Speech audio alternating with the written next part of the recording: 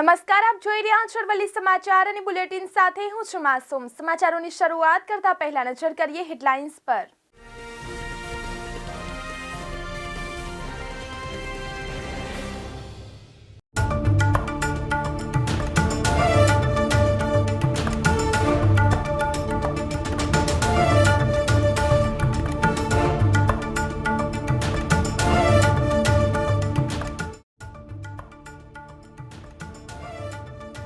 વિદ્યાર્થીઓમાં મૂંઝવણભરી પરિસ્થિતિ। જીટીયુની સેમ 6 આવતીકાલથી શરૂ થશે, પરંતુ સિલેબસની જાહેરાત બાકી।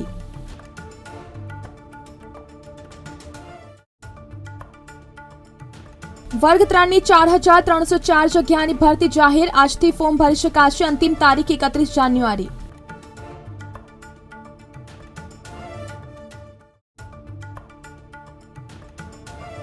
દિવસભર ઠંડો પવન ફૂંકાયો। હજુ 4 દિવસ ઠંડીનું જોર રહેશે।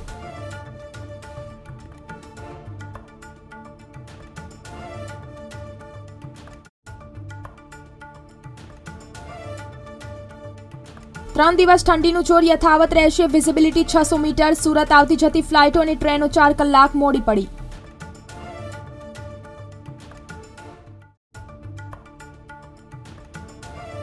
દામકા ગામમાં 60 હેક્ટરમાં ફેલાયેલા તળાવને વેટલેન્ડ બનાવવા તૈયારી। 130 પ્રજાતિના પક્ષીઓનું વિચરણ।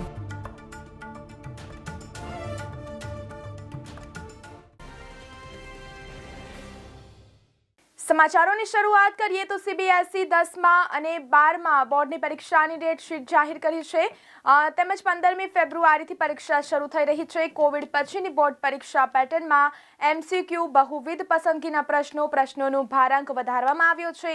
આ કારણોસર હવે દરેક વિષયમાં 16થી 40 માર્ક્સના એમસીક્યુ પ્રશ્નો હશે, તેથી વિદ્યાર્થીઓ માટે તે ખૂબ જ મહત્વપૂર્ણ બન્યું છે। Central board of school examination સાથે સંલગ્ન શાળાઓના શિક્ષકોએ જણાવ્યું હતું કે એમસીક્યુ પેટર્નના પ્રશ્નો વિદ્યાર્થીઓના સ્કોરિંગમાં વધારો કરે છે।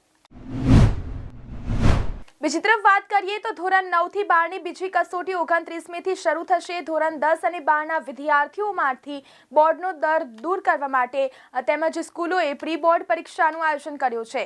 સ્કૂલોએ વિદ્યાર્થીઓને ફોટોવાળી હોલ ટિકિટ આપી પરીક્ષા લેવાનો નિર્ણય કર્યો છે, તથા આન્સર બુક પર સ્ટીકર ચોંટાડવા સહિતની બાબતો પણ વિદ્યાર્થીઓએ પ્રી બોર્ડમાં ફોલો કરવાની રહેશે, જે માટેની તૈયારીઓ પણ સ્કૂલોએ કરી છે। દામકાના 60 હેક્ટરના તળાવને વેટલેન્ડ બનાવવા તૈયારી થઈ ગઈ છે, તેમજ આ જગ્યાને ફોરેસ્ટ વિભાગ વેટલેન્ડ તરીકે જાહેર કરી બર્ડ સેન્ચ્યુરી બનાવવા રાજ્ય સરકારને પ્રપોઝલ મોકલશે। અહીં સારસ, કિંગફિશર સહિતના 130 પ્રજાતિના પક્ષીઓ વિચરણ માટે આવે છે। આ ઉપરાંત પહેલી વખત રોઝી પેલિકન પક્ષી પણ આ તળાવ પાસે જોવા મળ્યું હતું। આ તળાવમાં વર્ષ દરમિયાન પાણી ભરેલું રહે છે। દામકા ગામનું આ તળાવ બર્ડ સેન્ચ્યુરી બનશે તો સુરતીઓને વધુ એક હરવા ફરવાની જગ્યા મળશે। બુધવારે સવારે શહેરમાં ગાઢ ધુમ્મસ વચ્ચે વિઝિબિલિટી 600 મીટર થઈ જતા સુરત એરપોર્ટ અને રેલવે સ્ટેશન પર આવતી જતી ફ્લાઇટ ટ્રેનો 4 કલાક સુધી મોડી પડી હતી। એરપોર્ટના સૂત્રોએ કહ્યું કે સવારે 7:30 કલાકે વિઝિબિલિટી 1000 મીટર હતી, જે 9:30 કલાક સુધી 600 મીટર થઈ ગઈ હતી, તેમજ 10 કલાક આસપાસ ફરી 1000 મીટર થઈ હતી। વિઝિબિલિટી ઓછી રહેતા બુધવારે એરપોર્ટ પર ઇન્ડિગોની હૈદરાબાદની ફ્લાઇટ 20 મિનિટ, સ્પાઇસજેટની જયપુર ફ્લાઇટ 4 કલાક અને એર ઇન્ડિયા તેમજ એક્સપ્રેસની દિલ્હી ફ્લાઇટ 20 મિનિટ મોડી લેન્ડ થઈ હતી, તો ઇન્ડિગોની દિલ્હી ફ્લાઇટ 30 મિનિટ, હૈદરાબાદની ફ્લાઇટ 30 મિનિટ અને ગોવાની ફ્લાઇટ 15 મિનિટ મોડી ટેક ઓફ થઈ હતી, તથા એર ઇન્ડિયા એક્સપ્રેસની બેંગલુરુ ફ્લાઇટ 20 મિનિટ મોડી પડી હતી। વિઝિબિલિટી ઓછી હોવાથી રેલવે સ્ટેશનથી ઓપરેટ થતી ટ્રેનો પર પણ અસર પડી હતી, જેમાં હીરાસર અને કટરા એક્સપ્રેસ 4 કલાક મોડી દોડતી હતી, જ્યારે અન્ય મેલ એક્સપ્રેસ ટ્રેન અડધોથી પોણો કલાક સુધી મોડી દોડી હતી। ટ્રેનો મોડી ચાલવાને કારણે હજારો પેસેન્જરો પરેશાન થઈ ગયા હતા।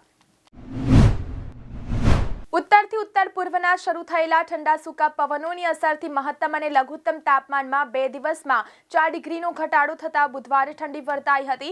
આગામી 3 થી 4 દિવસ સુધી ઠંડીનું જોર યથાવત રહેવાની શક્યતા હવામાન વિભાગે વ્યક્ત કરી છે। હવામાન વિભાગના આંકડા મુજબ 1 જાન્યુઆરી અમદાવાદનું મહત્તમ તાપમાન 28 ડિગ્રી અને લઘુત્તમ તાપમાન 16.2 ડિગ્રી નોંધાયું હતું, પરંતુ 2 દિવસથી ઠંડા પવનના કારણે બુધવારે મહત્તમ તાપમાન 1.7 ડિગ્રી ઘટીને 26.3 ડિગ્રી અને લઘુત્તમ તાપમાન 1.7 ડિગ્રી અને સામાન્ય કરતાં 2.2 ડિગ્રી ઘટીને 14.5 ડિગ્રી નોંધાયું હતું। બુધવારે સવારે અમદાવાદમાં વહેલી સવારથી બપોર સુધી ઠંડો પવન ફૂંકાતા લોકોએ ઠંડીનો ચમકારો અનુભવ્યો હતો. રાજ્યના 10 શહેરમાં લઘુત્તમ તાપમાન 13 ડિગ્રીથી નીચે નોંધાયું હતું. નલિયામાં સૌથી વધુ 8 ડિગ્રી ઠંડી નોંધાઈ હતી. હજુ પણ ઠંડીનું જોર વધવાની શક્યતા છે. બુધવારે સવારે અમદાવાદમાં વહેલી સવારથી બપોર સુધી ઠંડો પવન ફૂંકાતા લોકોએ ઠંડીનો ચમકારો અનુભવ્યો હતો. રાજ્યના 10 શહેરમાં લઘુત્તમ તાપમાન 13 ડિગ્રીથી નીચે નોંધાયું હતું. નલિયામાં સૌથી વધુ 8 ડિગ્રી ઠંડી નોંધાઈ હતી. હજુ પણ ઠંડીનું જોર વધવાની શક્યતાઓ છે. ગુજરાત ગૌણ સેવા પસંદગી મંડળે વર્ગ 3માં ગ્રુપ એ અને ગ્રુપ B ની 4304 જગ્યા માટેની ભરતીની જાહેરાત કરી છે. જો કે જાહેર કરાયેલી ખાલી જગ્યાઓમાં વધઘટ થઈ શકે છે. આ જગ્યાઓ માટે કોઈ પણ વિષય સાથે ગ્રેજ્યુએટ થયેલા ઉમેદવારો ઓફિશિયલ વેબસાઇટ પરથી 4 જાન્યુઆરી બપોરે 2 વાગ્યાથી ઓનલાઈન ફોર્મ ભરી શકશે. અરજી ભરવાની અંતિમ તારીખ 31 જાન્યુઆરી છે. ભરતી અંતર્ગત સૌથી વધુ 2018 જગ્યા જુનિયર ક્લાર્ક ગ્રુપ B ની ભરાશે. આ ઉપરાંત ગ્રુપ A માં સિનિયર ક્લાર્કની 532, કલેક્ટર કચેરીમાં જુનિયર ક્લાર્કની 590 જગ્યા પર ભરવામાં આવશે. તો ઉમેદવારો ભરતી પ્રક્રિયા માટેની ફી ઓજસ વેબસાઇટ પરથી 2 ફેબ્રુઆરી સુધીમાં ઓનલાઈન ભરી શકશે. ભરતી માટે ઉમેદવારોની વયમર્યાદા ઓછામાં ઓછી 20 વર્ષ તથા વધુમાં વધુ 35 વર્ષ રાખવામાં આવી છે. જનરલ કેટેગરીના મહિલા ઉમેદવારો, નામત વર્ગના ઉમેદવારો, એક્સ સર્વિસમેન તથા દિવ્યાંગ ઉમેદવારોને ઉપલી વયમર્યાદામાં નિયમ અનુસાર છૂટછાટ આપવામાં આવશે. પ્રથમ 5 વર્ષ કે માટે ફિક્સ પગારથી આ જગ્યાઓ ભરાશે. જે મુજબ senior clerk, office assistant, collector કચેરીના ક્લાર્ક, વિવિધ ખાતામાં જુનિયર ક્લાર્ક, ગૃહમાતા, ગૃહપતિ, જુનિયર આસિસ્ટન્ટનો પ્રતિમાસ 26,000 ફિક્સ પગાર ચૂકવાશે. સમાચારોની શરૂઆત કરીએ તો ગુજરાત ટેકનોલોજીકલ યુનિવર્સિટી GTUની ડિપ્લોમા એન્જિનિયરિંગ સેમેસ્ટર 6ની ટર્મ 5મી જાન્યુઆરીએ શરૂ થવાની છે. પરંતુ હજી સુધી સેમેસ્ટર 6નો અભ્યાસક્રમ જાહેર કરાયો નથી, જેના કારણે વિદ્યાર્થીઓ મૂંઝવણભરી પરિસ્થિતિમાં મુકાઈ ગયા છે. આ બાબતે association of Gujarat engineering and technological diploma કોલેજીસે GTUના કુલપતિને લેખિતમાં રજૂઆત કરી છે. નવસારી કૃષિ યુનિવર્સિટી ખાતે 19મો પદવીદાન સમારોહ રાજ્યપાલ આચાર્ય દેવવ્રતની અધ્યક્ષતામાં યોજાયો હતો. તેમની સાથે ગુજરાત રાજ્યના કૃષિ મંત્રી રાઘવજીભાઈ પટેલ વર્ચ્યુઅલ માધ્યમથી જોડાયા હતા. રાજ્યપાલે કૃષિ વિજ્ઞાન અને ટેકનોલોજીના સહારે આપણે માનસિકતા બદલવાની જરૂર છે. સાથે પ્રાકૃતિક કૃષિ ઉત્પાદકતા સાથે પર્યાવરણનું પણ સંવર્ધન કરવા અનુરોધ કર્યો છે. ગુજરાતના સરકાર દ્વારા ગુજરાતના હિતમાં ઘણી બધી સહાય યોજનાઓ શરૂ કરવામાં આવેલી છે. આ સહાય યોજના હેઠળ નાગરિકોને વધુ લાભ થાય તેવી અપેક્ષાઓથી આયોજન કરવામાં આવે છે. જે અંતર્ગત આઈ ખેડૂત પોર્ટલ પર મહિલા તાલીમાર્થીઓને સ્ટાઇપેન્ડ યોજના શરૂ કરવામાં આવી છે.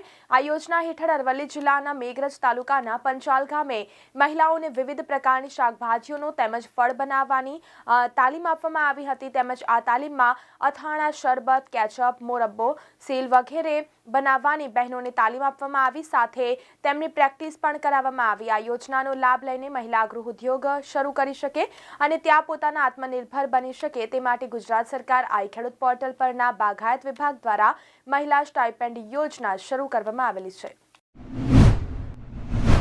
આજના સમયમાં જો તમે ખેતીમાંથી તગડી કમાણી કરવા માંગતા હો તો તમારી પરંપરાગત ખેતી છોડીને ઇન્ટિગ્રેટેડ ફાર્મિંગ સિસ્ટમ અપનાવવી જોઈએ. આ એક એવા પ્રકારની ટેકનોલોજી છે જેના દ્વારા ખેડૂત ભાઈઓ કમાણી વધારીને પોતાની આર્થિક સ્થિતિમાં સુધારો લાવી શકે છે. બિહારના એક પ્રગતિશીલ ખેડૂતે ઇન્ટિગ્રેટેડ ફાર્મિંગ સિસ્ટમ અપનાવીને ધાન, માછલી પાલન, મશરૂમ અને સફરજનની ખેતી કરીને લાખો રૂપિયાની કમાણી કરીને અન્ય ખેડૂતોને પ્રેરણા પૂરી પાડી છે. ઇન્ટિગ્રેટેડ ફાર્મિંગ સિસ્ટમ એ ખેતીની એક એવી વિધિ છે જેમાં પાક ઉત્પાદનની સાથે સાથે અન્ય પ્રકારના બિઝનેસ જેમ કે પશુપાલન, મધમાખી ઉછેર, રેશમ પાલન, માછલી પાલન, સસલા ઉછેર, શાકભાજીની ખેતી, ફળોની ખેતી, મશરૂમની ખેતી, કમ્પોસ્ટ ઉત્પાદન, સોલર એનર્જી પ્રોડક્શન અને બાયોગેસ વગેરે એક સાથે કરવામાં આવે છે. આ પદ્ધતિથી ખેતીના એક અવયવથી મળેલા અવશેષનો ઉપયોગ બીજા અવયવની ઉત્પાદકતા વધારવા માટે થાય છે. જેમ કે પશુઓમાંથી મળેલા ગોબરનો ઉપયોગ ગોબર ગેસ. તો પાટણના અનંતપુર ગામના પ્રગતિશીલ ખેડૂત ઇન્ટિગ્રેટેડ ફાર્મિંગ સિસ્ટમની અપનાવીને વાર્ષિક લાખો રૂપિયાની કમાણી કરી રહ્યા છે. તેઓ ધાન ઉપરાંત માછલી પાલન, મશરૂમ અને સફરજનની ખેતી કરે છે. બિહાર સરકારના કૃષિ વિભાગના જણાવ્યા મુજબ તેઓ મશરૂમની ખેતીથી 4 મહિનામાં 1.5 થી 2 લાખ રૂપિયા કમાણી કરી લે છે. તેમનું કહેવું છે કે મશરૂમની ખેતીમાં 50,000 રૂપિયાનો ખર્ચો આવે છે. આ ઉપરાંત પ્રગતિશીલ ખેડૂત એક તળાવમાં માછલી પાલનથી 6 મહિનામાં 4 થી 5 લાખ રૂપિયા કમાણી કરે છે. તેમની પાસે કુલ 3 તળાવ છે, એટલે કે તેઓ માછલી પાલનથી વાર્ષિક 12 થી 15 લાખ રૂપિયાની કમાણી કરી લે છે. તેઓ થોડા ઘણા ધાનની પણ ખેતી કરે છે. બ્યુરો રિપોર્ટ, અરવલ્લી સમાચાર, મોડાસા. બીજી તરફ વાત કરીએ તો રાજકોટ શહેરમાંથી ખેડૂતો માટે રાહતના સમાચાર સામે આવ્યા છે, જેમાં ટ્રક હડતાલ ખુલતા ડુંગળીના ભાવમાં સામાન્ય વધારો થયો હોવાનું સામે આવ્યું હતું. જેમાં ટ્રક હડતાલ બાદ ડુંગળીની આવક શરૂ કરવામાં આવતા કુલ 4,500 બોરી જેટલી આવક થઈ હતી. આ ડુંગળીનું રૂપિયા 400 થી 500ના ભાવે વેચાણ થતા ડુંગળીનું ઉત્પાદન કરતા ખેડૂતો થોડી રાહત મળી છે. વડોદરા શહેરમાં અચાનક જ ઠંડી વધી જતા બપોરના સમયે પણ લોકો ઠંડીથી બચવા માટે ઠેર ઠેર તાપણા કરીને બેઠેલા જોવા મળ્યા. આ ઉપરાંત બપોરના સમયે ટુ વ્હીલર પર જતા લોકો ગરમ વસ્ત્રો પહેરીને જતા જોવા મળ્યા. આ સિઝનમાં ઠંડીનો ચમકારો હજુ સુધી જોવા મળ્યો નહોતો, જોકે અચાનક જ ઠંડી વધતા લોકો ગરમ વસ્ત્રો પહેરીને જતા નજરે પડ્યા હતા. વહેલી સવારે સ્કૂલે જતા બાળકો અને વાલીઓ પણ ઠંડીમાં ઠૂંઠવાયા હતા. તો આ સાથે બુલેટિનમાં અત્યારે બસ આટલું જ. નમસ્કાર.